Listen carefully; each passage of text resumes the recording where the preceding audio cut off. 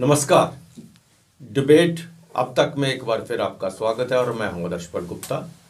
आज हमारे साथ हैं ब्रिगेडियर डॉक्टर विजय सागर दीवान साहब कि पाकिस्तान के जो हालात इस वक्त बन रहे हैं उस पर बहुत चर्चा हो रही है। 2 दिन से तो वहाँ का जो सोशल मीडिया है वो दाऊद इब्राहिम को लेके उसको जहर दे दिया गया है, उसको मार दिया गया है, वो हॉस्पिटल पड़ा है। वहाँ का पाकिस्तान का सोशल मीडिया इसको बहुत बता रहा है उसके बारे में। उसके साथ साथ देखा जाए कि जो हिंदुस्तान के जो जितने भी हमारे चैनल्स हैं, नेशनल चैनल हैं, वो भी बता रहे हैं, जबकि पाकिस्तान इसको मानने को तैयार नहीं है। पाकिस्तान इस बात की पुष्टि नहीं करता कि दाऊद मारा गया है, दाऊद बीमार हुआ है, दाऊद कराची में है, दाऊद पाकिस्तान में है। उस बात को मानने को तैयार नहीं, क्योंकि भारत ने जब बार बार उनको सबूत दिए है इसके कि वो पाकिस्तान के अंदर है, मोस्ट वांटेड जो है भारत का 3रे नंबर का आतंकवादी है वो विश्व का, पाकिस्तान में, लेकिन पाकिस्तान ने कभी माना ही नहीं। अमेरिका ने भी पूछा, उन्होंने कहा माना ही नहीं। जबकि इस वक्त जो उनका जनरल जो है आसिफ मुनीर, वो अमेरिका में बैठा हुआ है, वो तो कभी भी नहीं मानेंगे। इस वक्त सवाल नहीं पैदा, वरना मुनीर को तो वहीं लटका देंगे, वो वापस नहीं आने देंगे। भाई हम कह रहे हैं कि तुम्हारे वहाँ है, तो तुम आज कह रहे हो वो मर गया वहाँ पे। इन सब बातों को लेके चर्चा बनी हुई है, बहुत ज़बरदस्त चल रही है। इसके बारे में क्या कहेंगे आपके? क्या सचमुच दाऊद वहाँ पे है, मारा गया है, बीमार है, या पाकिस्तान के मीडिया ने वैसे ही कोई अफवाह उठा दी है? देखिए, मैं आपको थोड़ा सा इसकी हिस्ट्री बताना चाहता हूँ कि दाऊद इब्राहिम जो है वो मुंबई में जो 93 में दंगे हुए थे वो उसका मास्टरमाइंड है, जिसमें मेरे ख्याल में 656 लोग मारे गए थे और पता नहीं कितने ज़्यादा घायल हुए थे। और तब से जब हिंदुस्तान की सिक्योरिटी फोर्सेस ने उसके शिकंजा कसा तो इंडिया से वो फ़रार हो गया। और फ़रार होकर वो सीधा पहले जाता है दुबई, और दुबई में उसका अपना एम्पायर है और वहाँ से वो अपने सारे धंधे चलाता था। फिर उसके बाद क्या हुआ कि उसने जो बाकी उसके धंधे थे, स्मगलिंग का था, कोएशन का था, किडनैपिंग्स के थे, तो ऐसे करते करते वो जो अपने धंधे चला रहा था तो वो एक किस्म का इंटरपोल की नज़र में आ गया। और बाद में जब इंडिया के कहने पे या अदरवाइज ऑल्सो यूनाइटेड नेशन ने भी उसको एक डेजिग्नेटेड टेररिस्ट घोषित कर दिया गया और अमेरिका की तरफ से उसके ऊपर $25 मिलियन की बूटी थी। परंतु हुआ ऐसा कि इंटरपोल का प्रेशर या इंडिया का प्रेशर, उसको लगा कि अब दुबई भी उसके लिए सुरक्षित नहीं है। अब ये बेसिकली गुर्गा किसका है? आईएसआई का, पाकिस्तान का। तो उन्होंने डिसाइड किया कि उसको हम पाकिस्तान में छुपा लेते हैं। तो अल्टीमेटली ये पाकिस्तान के कराची शहर में आ गया और उसका एक एड्रेस जो है वो भी सबको मालूम है और किसी को नज़र नहीं आता है। परंतु इसमें इसकी मज़ेदार बात ये है कि ये पहली बार नहीं आया है कि भाई दाऊद मारा गया है। पहले भी 2 बार शायद ये खबर उड़ी कि दाऊद मारा गया, कोई गैंग वॉरफेयर थी, या एक बार तो एक इनके घर के बाहर उन्होंने गाड़ी, डायनामाइट लेडन गाड़ी भेजी, उड़ाई वहाँ पे, परंतु दाऊद उसमें भी बच गया। और आज भी ये बताया जा रहा है कि पाकिस्तान में जो दाऊद के रिश्तेदार इंडिया में रहते हैं उन्होंने कंफर्म किया है कि वो बीमार है और उसको किडनी की प्रॉब्लम है। अब वो एक्चुअली उसको जहर दिया गया है कि नहीं दिया गया है ये बताना बिल्कुल मुश्किल है। ये जो अभी तक पता चला है कि जो हॉस्पिटल, जो पर्टिकुलर हॉस्पिटल कराची के अंदर, उसके टॉप फ्लोर पे उसको रखा गया है और वो टॉप फ्लोर सारा सैनिटाइज्ड है, यानी कि वहाँ कोई दूसरा पेशेंट सब निकाल दिए हैं और किसी को वहाँ जाने की इजाज़त नहीं है। अब प्रॉब्लम ये है कि ये यूएन डेजिग्नेटेड टेररिस्ट है जिसके ऊपर $25 मिलियन की बूटी है और पाकिस्तान हमेशा ही बोलता आया है कि दाऊद हमारी कंट्री में नहीं है। इंडिया ने, यहाँ तक कि इंडियन सिक्योरिटी फोर्सेस ने, इंटेलिजेंस फोर्सेस ने यह भी बताया कि हाउस नंबर फलाना फलानी रोड कराची, ये बंगला दाऊद का है और वो वहाँ रह रहा है अपनी दूसरी बीवी के साथ, परंतु वो मानने को तैयार नहीं है। अब आज प्रॉब्लम ये है, सिचुएशन ये है कि पाकिस्तान की आर्थिक हालत बहुत ख़राब है। पाकिस्तान के ऊपर टीटीपी या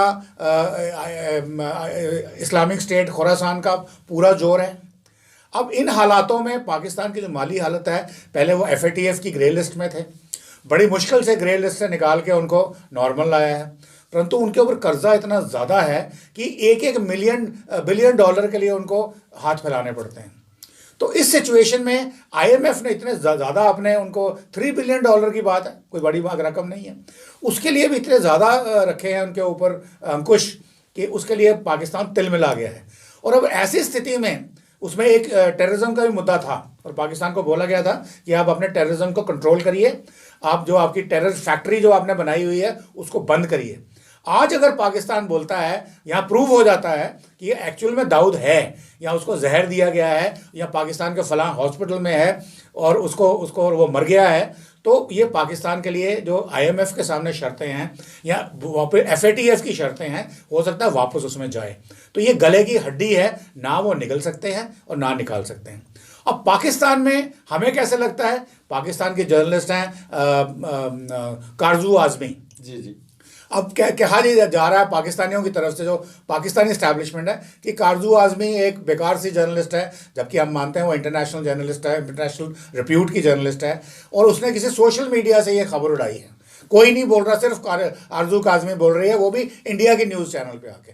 यस, वो इंडिया के न्यूज़ चैनल पे बोल रही है, बट पाकिस्तान में भी ये खबर चली हुई है, फिर भी सोशल मीडिया पे चल रही है पाकिस्तान पे। फिर उनसे पूछा गया कि अगर ये बात है तो फिर आपका इंटरनेट क्यों डाउन है। बोला गया जी उस वक्त वो जो लोग हैं वो बहुत ज़्यादा हो गए थे, तो इंटरनेट नेचुरली ज़्यादा लोग हो जाएं। अब ये जो बात है ना कि पाकिस्तान जैसे कंट्री में इंटरनेट डाउन हो जाए बिकॉज नंबर ऑफ सब्सक्राइबर्स ज़्यादा हैं, बेकार बात है। फिर बोला गया नहीं पाकिस्तान में इमरान खान की PTI की मीटिंग चल रही है, तो वो ऑनलाइन है, तो हम नहीं चाहते कि वो आगे फैले, इसलिए हमने उसको बंद कर दिया। सोशल मीडिया क्यों बंद कर दिया? मान लिया आपके सब्सक्राइबर ज़्यादा हैं, सोशल मीडिया क्यों बंद कर दिया? क्योंकि आफ्टर ऑल एक हॉस्पिटल चाहे उसका टॉप फ्लोर सैनिटाइज किया है, मोमेंट यू डू दैट लोग पूछेंगे भाई क्यों। तो क्यों में अगर निकल के आएगा कि भाई कोई बड़ा आदमी आया है जिसके लिए सिक्योरिटी इतनी ज़रूरी है, तो उंगली ज़रूर उठाएगी वो कहाँ से आया, कैसे आया। किसी ने तो लाया गाड़ी में बिठा के, सारे के सारे दाऊद इब्राहिम के गुर्गे थोड़ी होंगे, हॉस्पिटल स्टाफ भी होगा, कोई उसको लुक आफ्टर कर रहा होगा, कोई उसको दवाई दे रहा होगा। तो ये सारी चीज़ें आगे एक बहुत असमंजस सा खड़ा करती हैं कि और ऑफ कोर्स कंफर्म तो कुछ भी नहीं है अभी, but at the same time जो एक एम्पिरिकल एविडेंस है या सर्कमस्टेंशियल एविडेंस है, वो ये प्रूव करता है कि ये दाऊद इब्राहिम शायद मरने वाला है या मर गया है।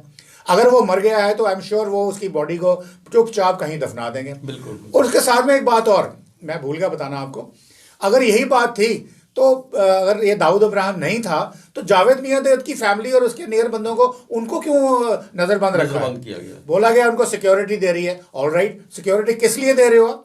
क्योंकि अगर वो दाऊद है ही नहीं, वो उसका संबंधी है, उसकी उसका क्या बोलते हैं उसको, शादियां हुई हैं बेटे बेटियों की। हाँ बिल्कुल। तो अगर वो नहीं है तो जावेद मियां को क्यों किया गया? अब ये बात जो है दुनिया के सामने कहना, मतलब पाकिस्तान के लिए पाँव पे कुल्हाड़ी मारना नहीं है, कुल्हाड़ी पे पैर मारना है, और वो भी IMF के सामने, FATF के सामने, यूनाइटेड नेशन के सामने, और सबसे बड़ी बात अमेरिकन के सामने।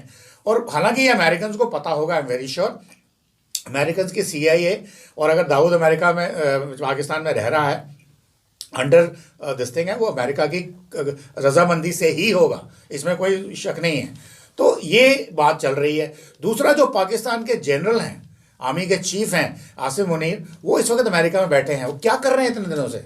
वो वहाँ बैठे हुए हैं कि सर, अमेरिकन को बोल रहे हैं कि कृपया करके हमें इनसे बचाइए, जो आपके तहरीक तालिबान पाकिस्तान है या इस्लामिक स्टेट खुरासान है, ये हमारी जान ले रहे हैं, और ये सब के सब अफ़गानिस्तान की धरती पे पनप रहे हैं, और हमारा जो 1-to-1 लेज़ॉन है अफ़गानिस्तान अपना एडमिनिस्ट्रेशन के साथ, वो ऑलमोस्ट टूट चुका है। वो ये फैक्ट है। पाकिस्तान उनको एक्यूज़ करता है, वो पाकिस्तान को एक्यूज़ करते हैं। अल जवाहिरी को मारा तो वो पाकिस्तान की एक्सप्रेस परमिशन के साथ ही वहाँ से ड्रोन उड़ा, अमेरिकन ड्रोन, और उसको मारा। तो वो अफ़गानियों को पसंद नहीं है, तो इसलिए उनके भी रिश्ते खटास में हैं। अब उनको करें क्या? अब उनके ऊपर ये ड्रोन अटैक, और फिर उन्होंने कितने सारे अफ़गानियों को निकाल दिया बाहर, जो आपके शरणार्थी आ रखे थे at various points in time in Pakistan, जिसके पास कागज़ नहीं था सबको बाहर निकाल दिया। तो वो भी प्रॉब्लम हो गई है। तो इस खिचड़ी में अगर वो बोलें कि भाई ये दाऊद हमारा है, हमारे पास है, तो ये उनके लिए बहुत ही नागवार है। साहब, एक दूसरा पहलू भी है, जिस तरह से पाकिस्तान के अंदर जिसे हम टारगेट किलिंग कह रहे हैं, चुन चुन के वो जो है ना, जिनके गुर्गे जो है ना टेररिस्ट के, जो जितने भी हैं उनको मारा जा रहा है। किसी को जहर दे के मारा जा रहा है, किसी को मोटरसाइकिल वाले आते हैं वो आके गोली मार के चले जाते हैं। कुछ उसी का एक हिस्सा ये भी लग रहा है कि ऐसा तो नहीं कि ये पाकिस्तान के अंदर ही जो इनके लिए एक नई मुसीबत खड़ी करने वाले, ये बोझ बन गया पाकिस्तान जो ISI खुद इसको मरवा रहा है और कहीं ना कहीं निशाना हिंदुस्तान को बना रहा है। देखिए, इसमें बड़ी सिंपल सी बात है। इस साल अभी तक मेरे ख्याल में 14 टेररिस्ट जो इंडियन वांटेड टेररिस्ट में इंडिया के हिसाब से वो मारे गए। तो पिछले साल भी मेरे ख्याल 5 की मौत हुई है। अब पहली बात तो ये है कि कोई भी आदमी पाकिस्तान के अंदर, स्पेशली अगर वो इंडियन वांटेड टेररिस्ट हो, तो वो सेफ नहीं है अनलेस उसको आईएसआई प्रोटेक्शन दे या आईएसआई उसको अपना हाथ उसके सिर पर रखे। तो अब ये भी हो सकता है कि वो ये लोग आईएसआई के लिए इनकी जो उनकी रिक्वायरमेंट है वो खत्म हो चुकी है, बेकार हो गई उनके और लिए। उनको मारा जा रहा है, नाम इंडिया पर लगा रहे हैं। सेकेंडली, जैसे मैंने आपको पहले भी बताया, IMF, FATF, यूनाइटेड नेशंस, ये उनको प्रूव करना चाहते हैं कि देखिए हमने अपने टेररिस्ट को एलिमिनेट कर दिया है और नाम इंडिया पे लगा दिया। और इंडिया के जहाँ तक बात है, मैं आपको बताऊं कि इंडिया की रॉ को हमारे एक प्रधानमंत्री थे, उन्होंने डिसबैंड कर दिया था। I mean such A nonsense kind of a thing. अब नाम नहीं लूँगा उनका मैं, परंतु आज शायद रॉ दोबारा रिवाइव हो रही है जब से आपके प्रधानमंत्री मोदी जी आए हैं। और अगर बाई चांस ये रॉ ने मरवाए हैं तो आई कैन अश्योर यू मेरे से ज़्यादा खुश आदमी कोई नहीं है। अगर रॉ के पास ये कैपेबिलिटी, क्योंकि रॉ के अगर एक बार एजेंट्स खत्म हो जाएं, उनको कल्टीवेट करने में 10-15 साल लगते हैं। ये कोई 2 दिन का काम नहीं है कि आपने पैसे फेंका और कोई आपका एजेंट बन गया। और अगर ये रॉ की कैपेबिलिटी है जो इंडिया नहीं एक्सेप्ट करेगा, जैसे CIA भी मारती है तो कोई एक्सेप्ट नहीं करते हैं, KGB मारती है तो एक्सेप्ट नहीं करते हैं, अगर ये कैपेबिलिटी इंडिया में आ गई है तो I am the happiest person. But मुझे नहीं लगता कि ये लगता है कि ये पाकिस्तान के लिए 2 चीज़ें हैं, 2 धारी चीज़ें हैं। एक चीज़ है कि शायद उन्होंने दुनिया को दिखाना है कि भाई हमने ये जो अपनी टेररिस्ट की फैक्ट्री है वो बंद कर दी है या उनको हम निकाल रहे हैं। और दूसरा ये है कि शायद वो उनके अभी उतने उनके काम के रहे नहीं, उनकी यूटिलिटी में अभी कहीं आते नहीं हैं वो, बल्कि उनके लिए एक ज़्यादा है। तो फिर मुझे किसी ने पूछा कि सर क्या इससे टेररिज्म कम हो जाएगा इंडिया के अंदर, इंडिया में जो खड़बड़, मैं बोलूँगा ये थोड़ा सा इसका ग्राफ नीचे आएगा बट फिर वापस ऊपर जाएगा। उसके 2 कारण हैं। एक, पाकिस्तान ने टेररिस्ट मारे हैं या मरवाए हैं या इंडिया ने मारे हैं, खत्म हुए, एलिमिनेट हुए हैं बिल्कुल, परंतु टेरर फैक्ट्री अभी जिंदा है, टेरर फैक्ट्री चल रही है।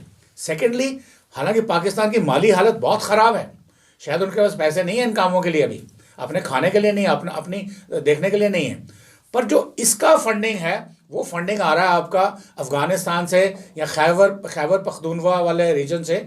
वहाँ से जो ड्रग्स की खेती होती है, वो जो खेती का जो बजट है वो पाकिस्तान के GDP में नहीं है, वो उसके बाहर है। तो इंडिपेंडेंट सोर्स अवेलेबल है, एक फैक्ट्री अवेलेबल है। हो सकता है थोड़ी देर के लिए इंडिया में उनकी गतिविधियाँ कम हो जाएं, परंतु अगर हमने कोई ठोस कदम नहीं उठाए उड़ी या बालाकोट जैसे, तो ये फिर वापस बाउंस करेगा। मेरे साथ सबसे बड़ी बात अब ये है कि एक तरफ अफगानिस्तान के साथ है, चाइना भी हाथ पीछे दिन ब दिन पीछे खींच रहा है। इंटरनल पोजीशन ये है कि भुखमरी वहाँ पे है, उसके अलावा टेररिज्म है, भाई मार रहे हैं मर रहे हैं जो मर्जी है तो चल रहा है वहाँ पे। इतना होने के बावजूद भी, चाहे वो अमेरिका को दिखाना चाहता है, चाहे किसी को दिखाना चाहता है, कुछ भी हो रहा है, इतना सबको कुछ होने के बावजूद भी जम्मू कश्मीर के अंदर टेररिज्म कम नहीं करने की कोशिश कर रहा।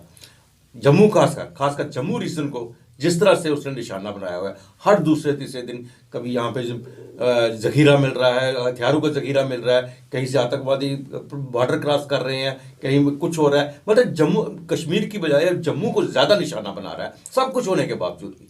देखिए, एक ये नैरेटिव बिल्डिंग है। जैसे मैंने बोला कि उन्होंने अपने वहाँ टेररिस्ट को मारना शुरू किया और दुनिया को बताया कि हम कमिटेड हैं टेररिज्म को ख़त्म करने के लिए। और अब अगर हम बोलें कि हमारे यहाँ टेररिज्म बढ़ रहा है, बोले नहीं हमने तो किया ही नहीं, ये तो होम ग्रोन है, आपके लोग आज़ादी मांग रहे हैं। अब ये कश्मीर में नहीं कर रहे क्योंकि कश्मीर में इंडियन सिक्योरिटी फोर्सेस का जो शिकंजा है, अगर आप न्यूज़पेपर देखें जम्मू के जितने लोकल्स हैं, हर रोज़ कहीं ना कहीं NIA SIA सिक्योरिटी फोर्सेस कहीं ना कहीं छापा मार रही हैं, बंदों को पकड़ रही हैं, प्रॉपर्टीज सीज कर रही हैं, उनके जो फाइनेंशियल मेजर्स हैं उनको बंद कर रही हैं, लोगों को अंदर कर रही हैं। मैं हर रोज़ हो रहा है, डेली का है। इसका मतलब ये वहाँ शिकंजा ज़बरदस्त पकड़ा हुआ है, परंतु जम्मू की तरफ शायद अभी तक सिक्योरिटी फोर्सेस का ध्यान इतना गया नहीं है। गया तो होगा बट उस लेवल की जो कमिटमेंट वहाँ दिखा रहे हैं शायद वो यहाँ नहीं है। तो उनके लिए एक कन्वीनियंट चीज़ बन जाती है कि वहाँ से वो माइग्रेट करें और जम्मू की तरफ आएँ, ताकि जहाँ पे सॉफ्ट टारगेट मिले, अंडर बैली मिले, वहाँ पे हिट करें। और वो एग्जैक्टली वही कर रहे हैं। और मैंने आपको पहले भी अभी भी बोला कि जहाँ तक इसका एक्सपेंडिचर का सवाल है, जहाँ तक फाइनेंसिंग का सवाल है, बजट का सवाल है, वहाँ पे कोई कमी नहीं है।